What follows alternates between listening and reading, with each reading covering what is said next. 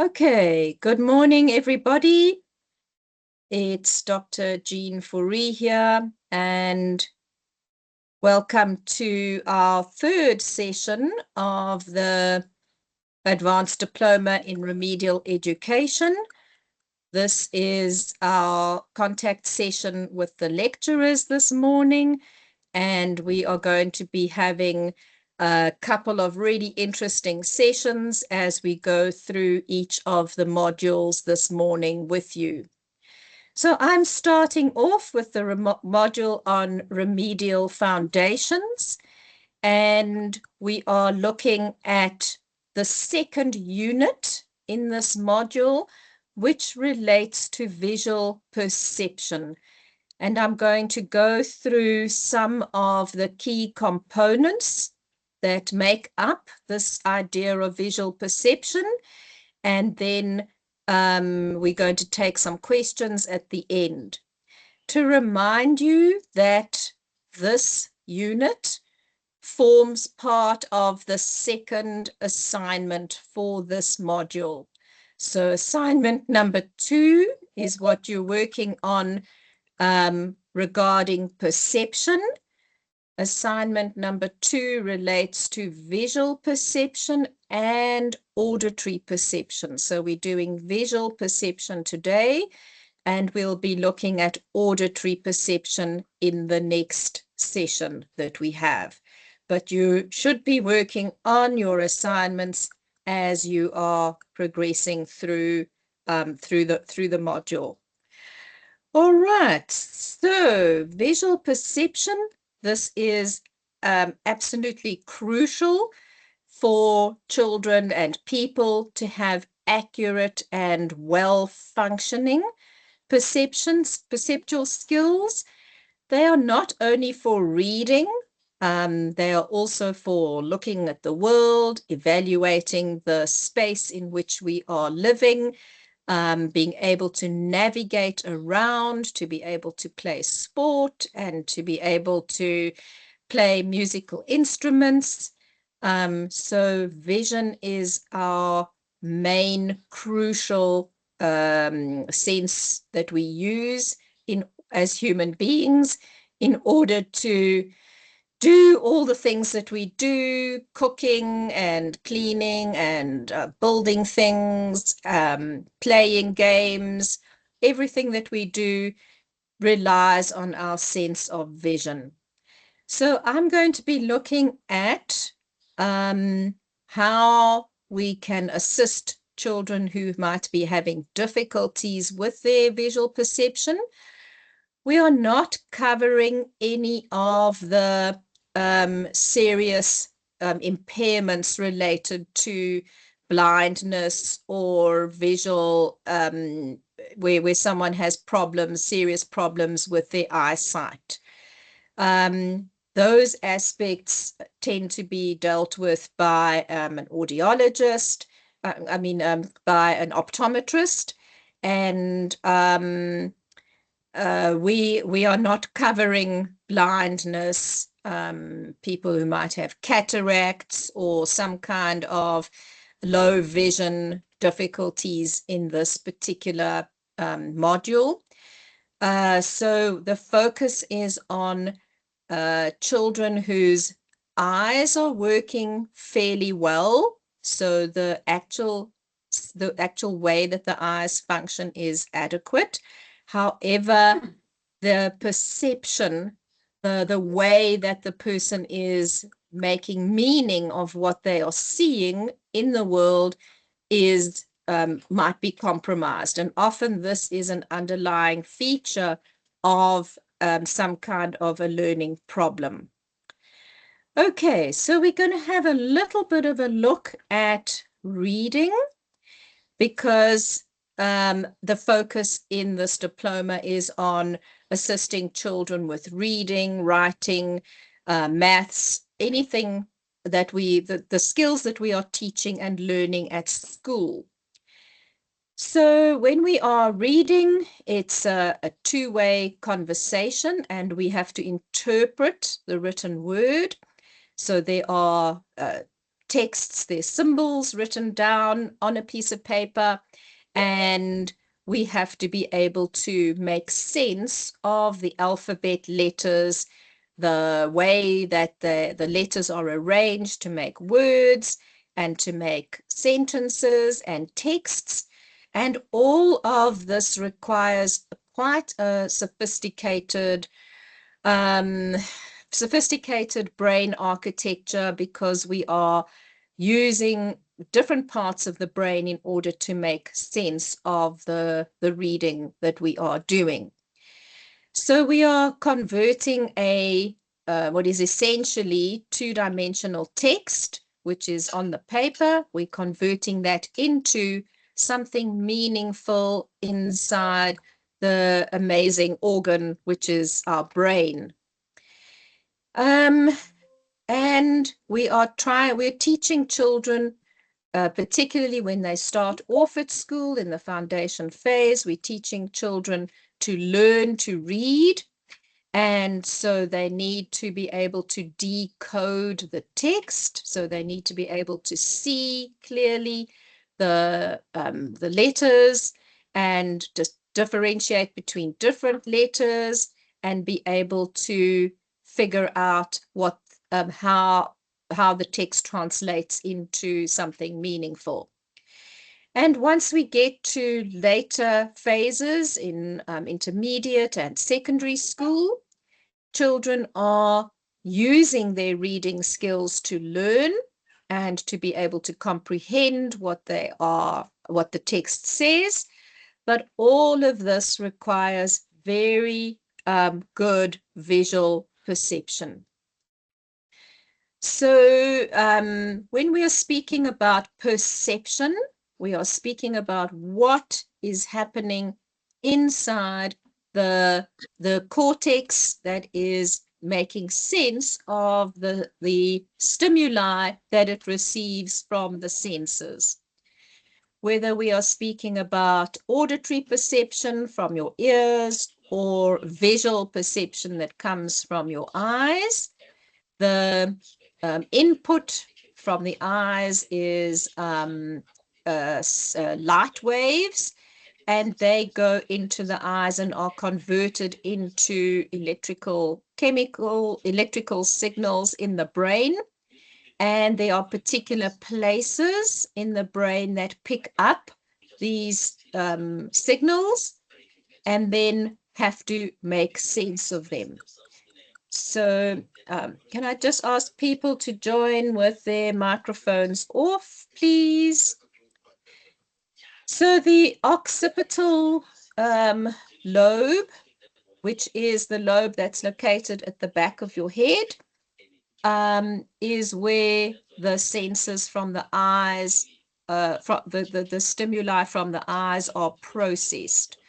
And what we see on the page then gets converted into some kind of, we figure out what the word is, we try and make meaning of it. And those things happen in different areas of the brain. The parieto-temporal area does word analysis, and the Broca's area does the analysis of putting meaning to those words. So we need these areas, and they function together in order to make sense of what it is that we are seeing. So when we speak about perception, we're not speaking necessarily about how the eye functions. We're speaking about how that visual stimulus is processed in the brain in order to make sense of what we are seeing, in order to make sense of those light signals that we get. So perception relates to meaning making, and it's got to do with what happens inside the brain that we are dealing with when we talk about perception. So some definitions. Perception is the interpretation and the categorization of information gathered by the senses. So we are figuring out what the meaning is behind the sensory input that we receive. So the quality of the input is important. We need our eyes to be visually able to see well, and that's got to do with visual acuity. And if we're thinking about hearing, we need to be able to actually hear the sounds that are in the air around us. So we need to hear the sound waves. So the sensory input needs to be of adequate quality so that the brain can hear and see and make sense of the stimuli that it receives. But we are dealing with the processes in the brain which are interpreting the stimuli. And this is happening at a hugely fast speed. Our brains are very good at doing this because we are wiring up the visual senses right from the time that a baby is born. We know that the auditory sense, the sense of sound, is actually starting to be wired up while the child is still in uterus, so that the fetus is able to hear certain sounds. And so the sensory input is getting, it starts very early in development and proceeds to get more complex and more accurately, that we're able to accurately and very fast be able to process that as we grow, as babies are using their bodies to crawl around and to touch things and to play with things. The motor development, we know that motor development and perceptual visual development are very strongly interlinked. And our perception is also affected by our ability to concentrate and attend to the particular task at hand. So if you're not looking at something or you're not focusing on listening to something, then that sensory input is not interpreted. It doesn't get in through the brain filters, and it doesn't get interpreted as something meaningful that I need to attend to. And in fact, we are very good at discarding unnecessary sensory input because we cannot make meaning and attend to all the visual input that we get on a daily basis and all the auditory input that we get. So one of the key things that the brain does is to filter and make sure that only the meaningful information that the person needs to attend to, that they need to do something about, that they need to know about, goes through the filters and gets processed as something to do something with.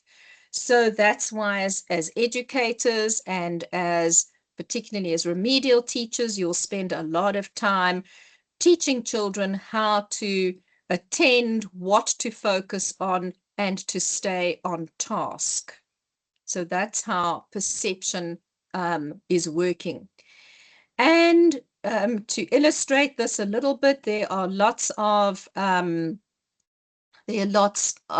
these visual representations to show that sensory input is we make meaning of what we are seeing in different ways. So here is a little diagram that someone has drawn, and you can tell me what you see here. Maybe pop in the chat. Do you see, depending on how you are interpreting this drawing, you might see an old man, or you might see a woman sitting on a hill and staring out into the distance. So this is an illustration of how our perception is interpreting what we are seeing. We're making meaning of it in different ways. Okay, so if you're seeing an old man, here's his hair, here are his eyes, here's his nose, and here's his mouth, and his beard. If you're seeing a woman, here is the woman with a hat on, sitting on this little hill, staring out into the distance and looking at the hills and the trees around her. So how we interpret what the brain sees is dependent on the sense of perception. So visual perception is how we learn by engaging with the world around us. We learn how what particular meanings to make sense of the things that we are seeing. So I love this quote from Winnie the Pooh, where he, Winnie the Pooh's that little bear, and he says, to the uneducated, an A is just 3 sticks. So if you look, there's, two little sticks making the triangle and 1 stick in the middle. But if you know that particular shape, you have been educated, you've been taught about that particular shape, then you know that is a shape to make that makes a particular sound, and that has meaning if you put it into words. So illusions that like the previous one I showed you, are teaching us how to make sense of our visual stimuli. And they are not necessarily true and constant for everybody.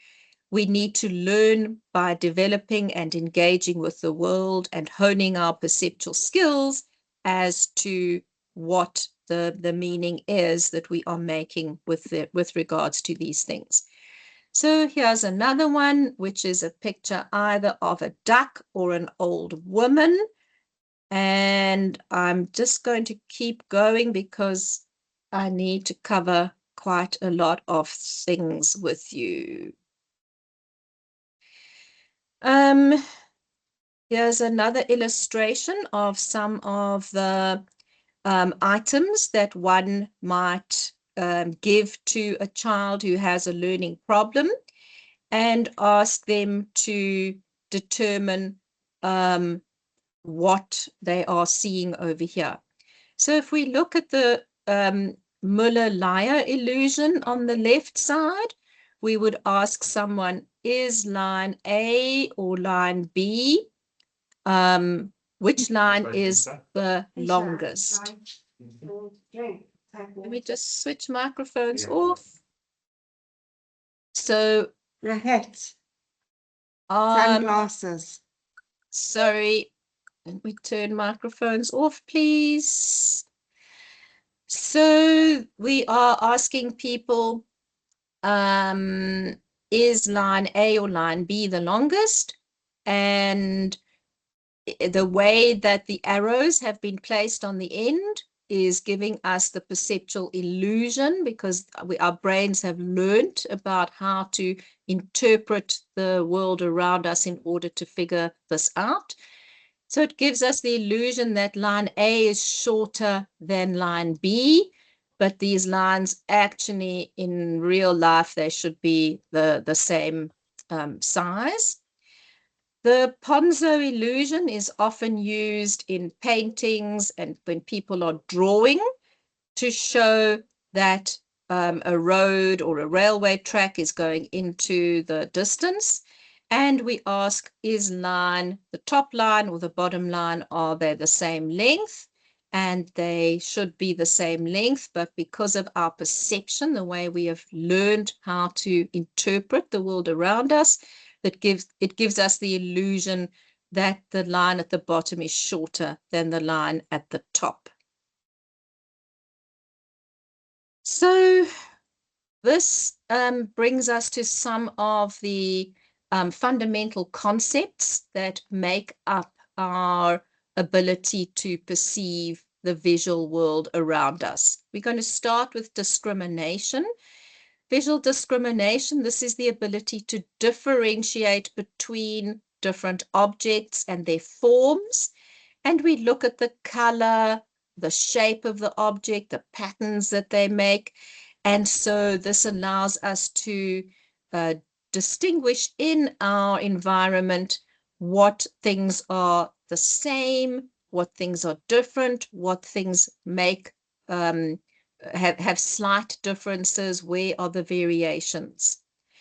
And children who are having difficulty with visual discrimination will often be inaccurate in their reading because they're not able to clearly distinguish all the different shapes of the letters that are written on the page. And they'll have difficulty with spelling and maths because some of the numbers look the same, like a 1 and a 7, and a 3 and an 8. They are so similar, but there are very small parts that that are different. So a B, a B, and a D, and a G, and a P. Those letters are often confused by children learning to read, and words that might have very similar starting, like a cat and a cap, but they end with something with different letters. And so we need to teach children to really focus, particularly when they are learning to read, really focus on looking clearly for differences in size and shape, and where there are lines and circles, and which direction words and letters and digits are pointing. So there's a lot of different activities that one can do, all sorts of different flashcards with different colors on them, slightly different shapes of objects, things that have slightly different sizes, and we can do it with objects and dots and shapes and numbers. And as teachers, you can make all sorts of different activities, like the one at the bottom over here, where the child uses a pig, and there's a card that says which of the pictures at the bottom is different from the one at the top. Or you could rephrase that to say which of the pictures is the same. And so what you're doing is you're encouraging looking carefully, focusing on small details, and matching things that are the same and that are different. And you can do it with letters and numbers and shapes and words in all sorts of different games. And all of this assists with that perception of visual discrimination. Here's another one, different cards with words on the left side. So words that are slightly similar, there's just variations in them, which is different, which is odd. You can do it with patterns, letters, all sorts of activities, and there's lots and lots of different cards like this that you can use in order to improve a child's discrimination. Oh, why are we going backwards? Sorry, let me just go forwards. Okay, so the next foundational concept is visual memory. And this is the ability to be able to store some of these details that are important in our cortex, so that we can recall it later and recognize when we see something, does it match what we already have in our memory store? What is the ability to be able to recall and to be able to say, yes, that particular letter matches a letter that I already know. and so I know what that letter's sound is. And this is often seen when children are having difficulty with sight word identification. So sight words are those words that you need to be able to recall immediately, without having to decode them, without having to break them up and sound them out. And these words need to be actively and overtly taught.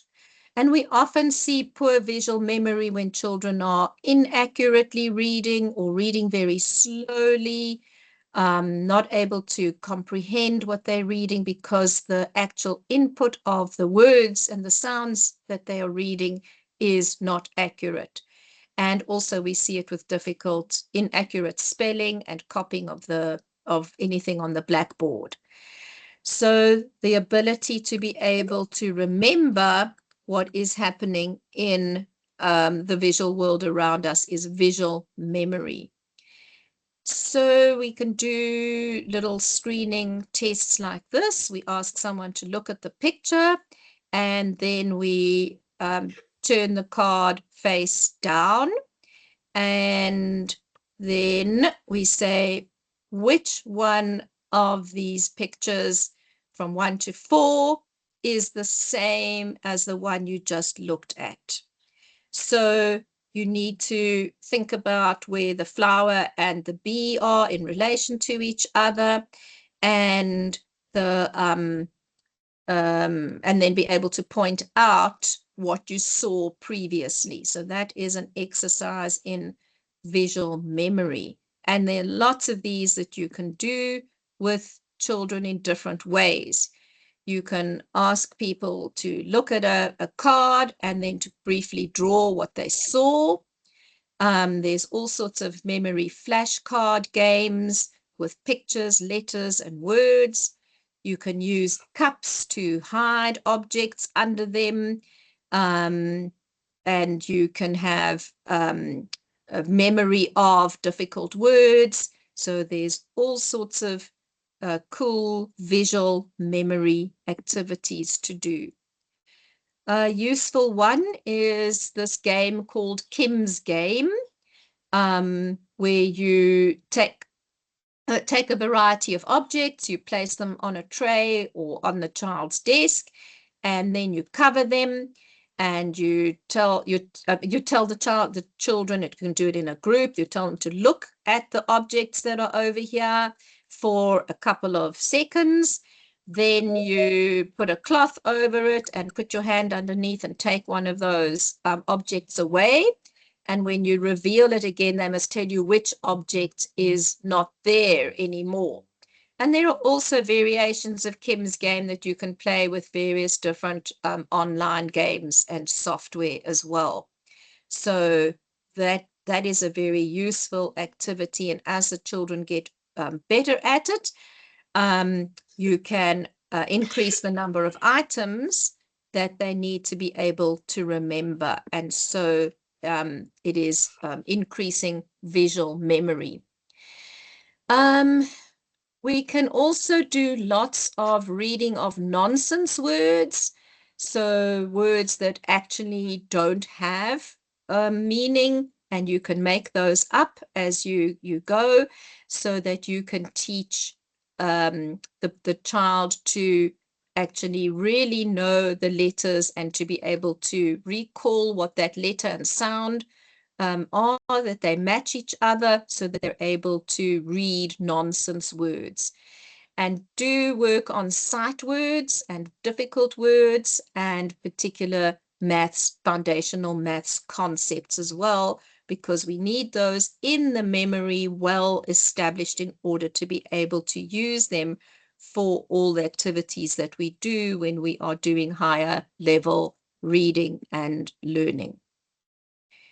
The third foundational concept of visual perception is visual sequential memory. So when we talking about sequential, this is the ability to recall things in a particular sequence or series. So it's numbers or forms or shapes in the correct order. And often we will see this difficulty when the child has difficulty following instructions that need to be done in an order, like dressing or particular maths problems, that there's steps and an order that need, and this is crucial for spelling and reading. The letters have to be in that particular order in order for the word to be correct. So we can have a look at some activities that you can do with the visual sequencing. You can show the child little diagrams like at the top with this one is of shapes, and then you show them the top picture, and they must determine which of the bottom pictures are the same order as the ones at the top. So you've really got to look carefully for the ordering in order to determine which of the cards at the bottom is the correct card. And we can do all sorts of beadwork where there's a particular pattern of colors, and one needs to thread the colors according to that pattern. So you're sequencing things. You can have little worksheets like making the caterpillar worksheet where you've got all the parts and you have to put them together in the correct order. And there are all sorts of games that you can buy with flashcards and pegboards and board games that encourage this thing of visual sequencing. The next one is visual spatial relations, and this is an understanding of the space around yourself, but it also, spatial relations also relates to the reading and the writing. So children who have learning problems will have difficulty with left and right side, and this also is an activity that you can teach children by getting them to climb inside something or underneath something or on top or behind. So the language around spatial relations can also be taught. And we see this sometimes with children when there are reversals and confusions in their writing and in their maths, where they're confusing left, right, top and bottom, very poor spacing of work on a page, inconsistent letter sizes, writing in the wrong direction or on the wrong page, confusing your hundreds, tens, and units in maths columns, not being able to put things in the correct column, one underneath each other. And this all relates to one of the underlying problems that children with learning difficulties will often exhibit, and that is spatial relations and visual spatial relations. And we can support this by doing all sorts of physical activities. If you look at the bottom left-hand corner here, this is an arrow chart, and an arrow chart is a very useful chart to have on in your wall, and you ask children to follow with to put their arms up in the direction that the arrows are pointing. You can do all sorts of actual physical activities with blocks and patterns, and using various lines on the page to show how this thing of spatial relations work. How are objects spatially related to other objects and lines? And lots of tracing activities also assist with spatial relations. Okay, so these are all issues around not only spatial relations, but perception of all sorts of different, in all sorts of different ways. For reading, a very useful tool to have is window strips. And you can make little window strips with a little piece of transparent colored paper, and you cut out a little center part, which is exactly the size to illuminate one row of a text. And the child, as they're reading, they pull these window strips down over each of the lines, and it assists children who've got spatial relation problems, because they often have difficulty remembering going from one line to the start of the next line when they are reading text. So this is you can buy these, but you could also make them yourself to help children to track and focus on what they should be reading in the text. So remember about window strips. The next major or the next foundational skill I want to look at is called figure ground. And figure ground is the ability to be able to identify shapes from the ground around them. And the ground we're referring to is the background that is happening on a page or in our environment. And this is a skill that we learn in our physical space. You know, when you're looking at the objects around you, there's a lot of stuff going on. Are you able to identify something that you need to focus on from the things in the background? The children who have learning problems, we often see difficulties with figure ground when they are losing their place, when they're reading, or when they're copying from the board, difficulty following correctly and not answering numbers incorrectly, just having difficulty following worksheets and being able to figure out what is it that I'm working on currently, which detail in the background must I focus on. And you will see lots of worksheets like the one on the right here, where there's all sorts of patterns and this particular one is little animals, and they're all jumbled up together. And you ask the child to pick up a pencil and to draw around the shape of, let's say, the cat or the dog or the fish, so that you're able to see as the child being able to locate the figure within that background noise that's happening over there. And here's another activity with regards to particular shapes.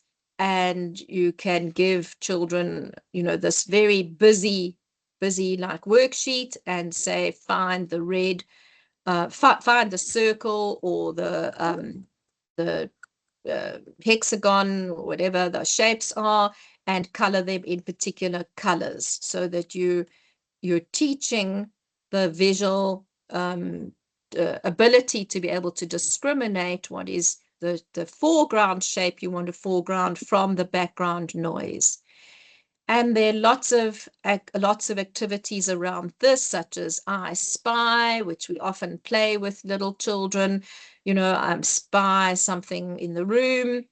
There are lots of worksheet type puzzles where there's this particular one has lots of little animals and shapes and things in it, and you need to look at it and ask to, you know, search for the umbrella or the clock. And so you're looking for particular shapes that become the foreground, as opposed to all the noisy things happening in the background. And an activity that children absolutely love is to play Finding Wally, and there's also worksheets called Waldo and His Friends. And here you can see these are really, really, really, really busy scenes and activities, and you're asking the child to search for one particular little person who is in this very, very busy these busy worksheets, and it's a really cool activity. Children love doing this, and it's very, very good exercise to learn how to distinguish what you're looking for, and to also to look for detail. So the next visual perceptual skill that we need is called form constancy.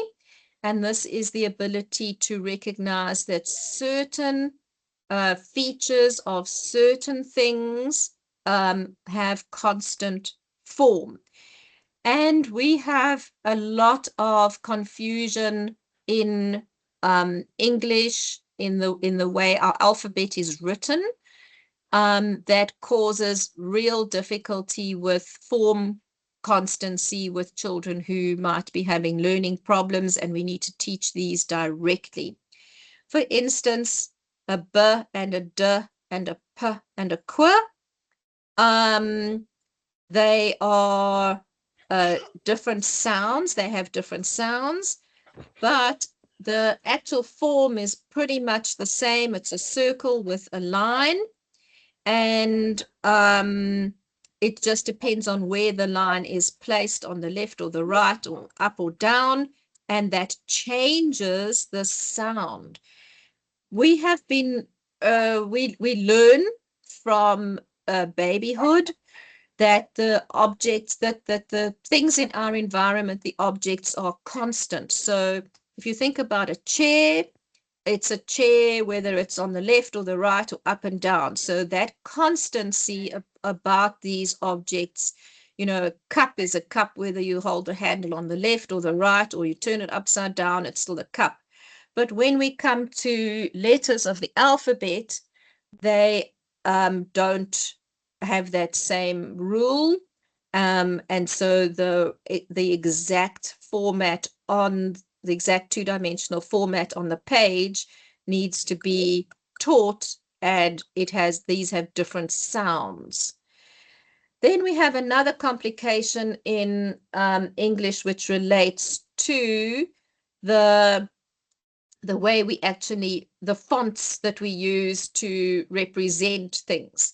So if you look at the font of a G, a G, in certain things, certain font types, there's funny little squiggles on it, and in other font types, there aren't these little squiggles.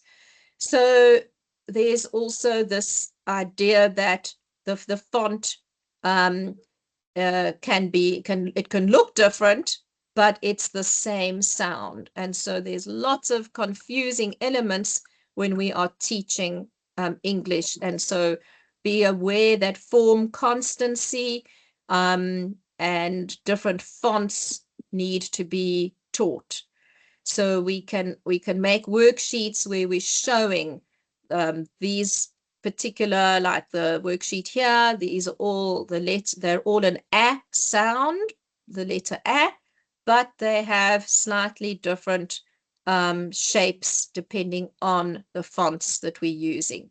And you can cut out all sorts of different letters in different sizes and colors in order, and make posters, and this will assist children to learn that there are these variations in the language, how it is represented, and we can sort them and put them on charts and draw all over them, and do magazine font hunts for different fonts, and you can be very creative in making up different things to assist children with learning the different fonts. The confusion of a b and a d and a p and a q is often something that we deal with children who are learning to read, and so all sorts of different ways to assist.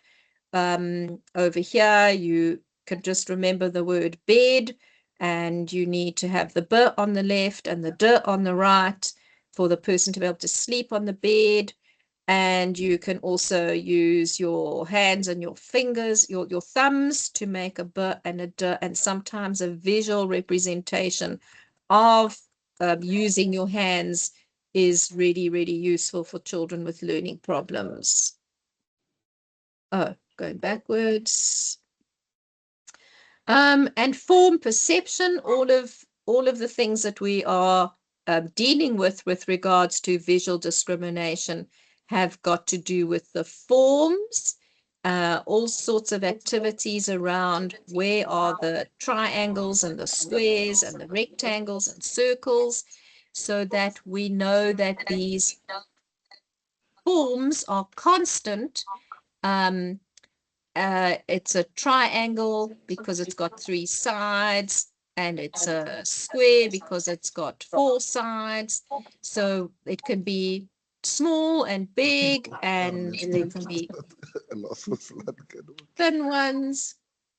And so we need to teach constancy of the different forms and shapes. I want to talk about visual closure. This is also one of our perceptual skills that we need to develop. And closure relates to this ability, and it's an amazing ability that our brains have, where we can look at particular things like these squiggles, half squiggles, and our brain just fills in and completes the word or the shape or whatever it is. So there's been a lot of research done on this ability to close things. And if you have a look at this example on the right here, this is interesting. What you actually see, sorry, can you just turn microphones off? Oh, sorry. What you see on the right is these like little circles with a cutout. So we're actually seeing the 4 circles, but your brain makes this shape because of the way they're placed. Your brain makes the shape of a square. And so this is that ability to be able to make meaning. We are perceiving, we're making meaning of something, even though the square isn't actually there. And we can do this with letters, such as and words, such as what's happened over here. So there's the word dog and cat and house and car, food, milk, cow, free, boy. We can read those even though the letters are not absolutely completed on the page. Okay.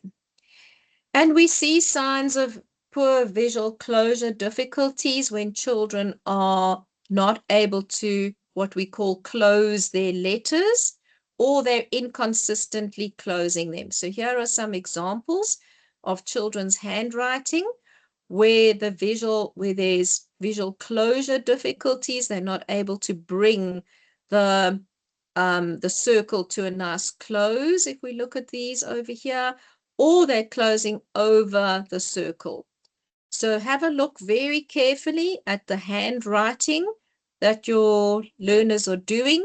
These are all examples where there's poor visual closure skills, and this is a visual perceptual skill that you can certainly work on.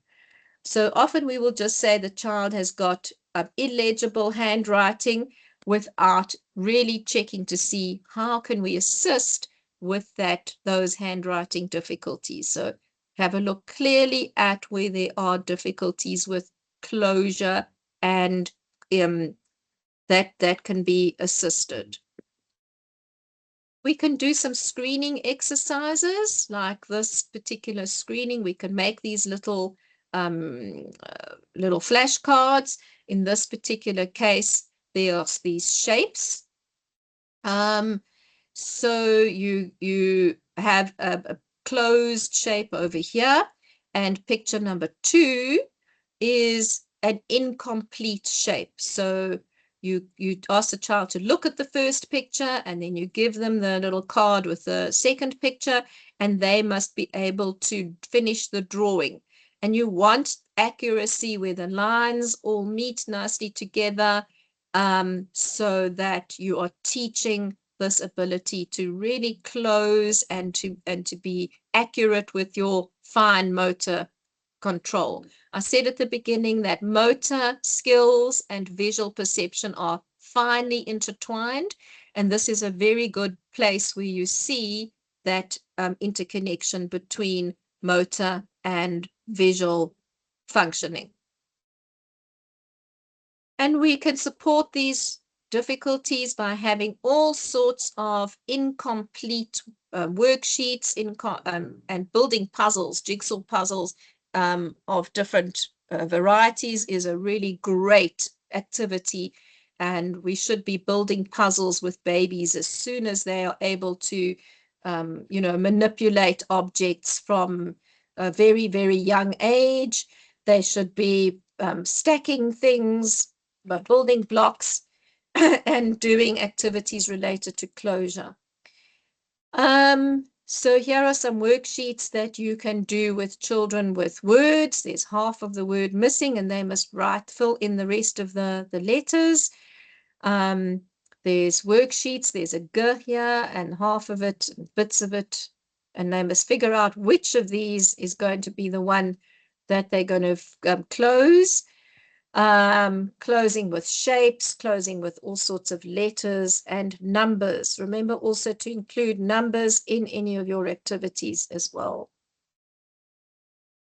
Visual analysis and synthesis. This is where we are able to analyze words, and analysis relates to breaking down things. So we take words and we break them into their parts. And we can do that with a lot of different words. And what we're doing here is we are combining all our abilities, visual discrimination, looking at the small details, our ability to sequence, put things in order, and our ability to foreground and background. What is the thing I'm concentrating on now? What goes into the background? So when we are analyzing words and anything, we are breaking it into its parts. And when we are synthesizing, we are putting those parts together to make whole words or whole letters or numbers. And all of this relates to that crucial ability of being able to integrate your visual and your motor cortex. And so we are concentrating on your eye, and people will say that there's eye hand and eye foot and eye tracking abilities, and this has all got to do with your visual perception related to your motor perception as well. And we often will see these difficulties with children who have poor or slow drawing, handwriting, cutting skills, uncoordinated, poor ball skills, and a very slow work tempo. So your visual discrimination, your visual perception, and your motor perception are crucially intertwined, and you'll be able to come up with lots and lots of different activities where you're using different gross motor things, sewing, lacing, beading, tracing things, walking in mazes, using different textures. And if the children are really having difficulty with these activities, please remember that an occupational therapist is a really good person to send a child to who is really, really struggling, and their visual motor perception skills are not at the age that's appropriate for that particular child's age group. So to conclude, visual is the most used of our senses. It's using up about 80% of our perceptual skills for learning, for our thinking, which is cognition, and all our activities are mediated, a lot of it, through our sense of sight, which is our dominant sense. It uses up a huge amount of energy and space in the brain, and it is finely attuned to our motor output. One last thing I want to say is we need to protect our own and our children's visual sight abilities. And so do think about limiting screen time, so that the visual is also used for all sorts of other physical concrete activities, and follow what's called the 20-20-20 rule. This is the rule that says every 20 minutes of working on a task where you are focusing short distance, so reading or screen time or writing, every 20 minutes, you need to stop and look far. You need to look at something in the distance that's about 20 feet away for at least 20 seconds or more, preferably. But this is a very good rule to teach children so that they learn to not stay focused constantly on something that is near to them, and so that the eyes are also given that opportunity to look far. When we look far, our eyes are in the most relaxed mode. Okay, so there are lots and lots of resources that you can go and have a look at, lots and lots of websites. And remember that as the teacher, you can make a lot of these things. You are the most creative, and particularly if you're going to be a remedial teacher, you will be making flashcards, worksheets, all sorts of things to assist the children that you are helping. So thank you very much, everybody. I'm going to stop the recording over there and go back to the